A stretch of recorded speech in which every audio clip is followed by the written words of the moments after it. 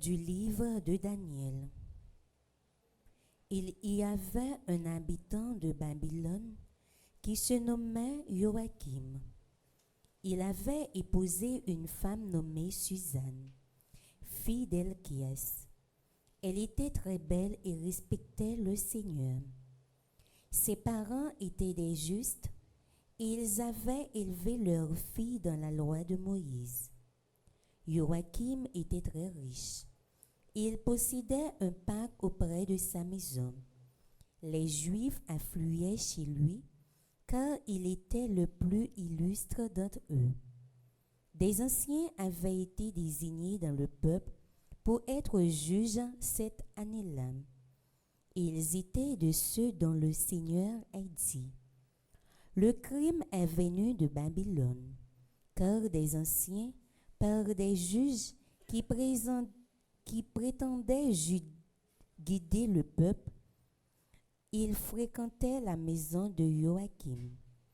Et tous ceux qui avaient des procès avaient les trouvés lorsque le peuple s'était retiré vers midi. Suzanne entrait dans le parc de son mari et s'y promenait. Les deux anciens la voyaient chaque jour entrer et se promener, et ils se mirent à la désirer. Ils faussèrent leur jugement, ils détournèrent leurs yeux pour ne plus regarder vers le ciel et ne plus se rappeler des justes décrets. Ils guettaient le jour favorable lorsque Suzanne entra dans le jardin, comme la veille et l'avant-veille, accompagnée seulement de deux jeunes filles. Il faisait très chaud et elle eut envie de prendre un bain dans le parc. Il n'y avait personne en dehors des deux anciens. Ils étaient cachés et qui les peignaient. Suzanne dit aux jeunes filles: apporte-moi de quoi me parfumer et me laver, puis fermez les portes du parc pour que je puisse prendre mon bain. Dès que les jeunes filles furent sorties, les deux anciens surgirent, coururent vers Suzanne et lui dirent: les portes du parc sont fermées, on ne nous voit pas. Nous te désirons. Sois consentante et viens avec nous. Autrement, nous porterons contre toi ce témoignage. Il y avait un jeune homme avec toi. C'est pour cela que tu as envoyé les jeunes filles. Suzanne dit en gémissant: de tous côtés, je suis pris au piège. Si je vous cède, c'est la mort pour moi. Si je refuse de céder, je n'échapperai pas à vos mains. Mais je préfère tomber entre vos mains sans vous céder, plutôt que de pécher aux yeux du Seigneur. Alors, Suzanne poussa un grand cri, et les deux anciens se mirent à crier contre elle. L'un d'eux courut ouvrir les portes du parc.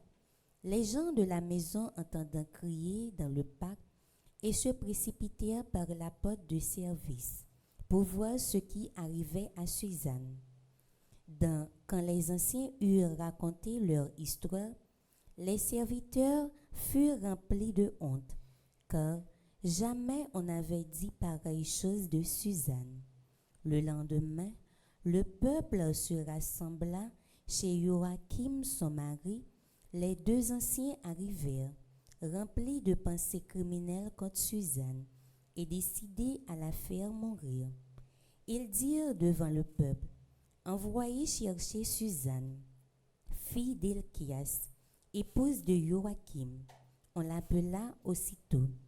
Elle se présenta avec ses parents, ses enfants et tous ses proches. Tous les siens pleuraient, ainsi que tous ceux qui la voyaient. Les deux anciens se levèrent au milieu du peuple et posèrent les mains sur la tête.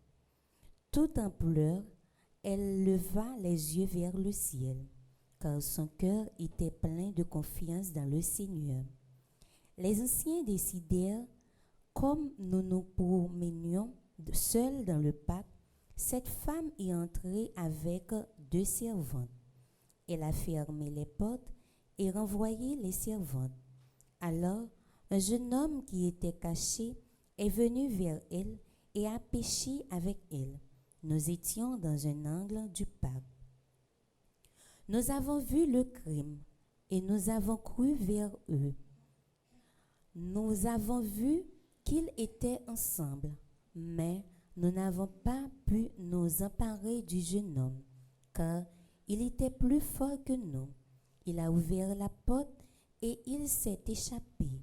Mais elle, nous l'avons appréhendé. Et nous lui avons demandé qui était ce jeune homme. Elle n'a pas voulu nous le dire. De tout cela, nous sommes témoins. L'assemblée les crut, car c'étaient des anciens du peuple et des juges.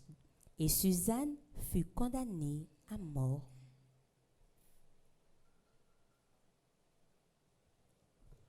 Parole du Seigneur. Nous rendons grâce à Dieu.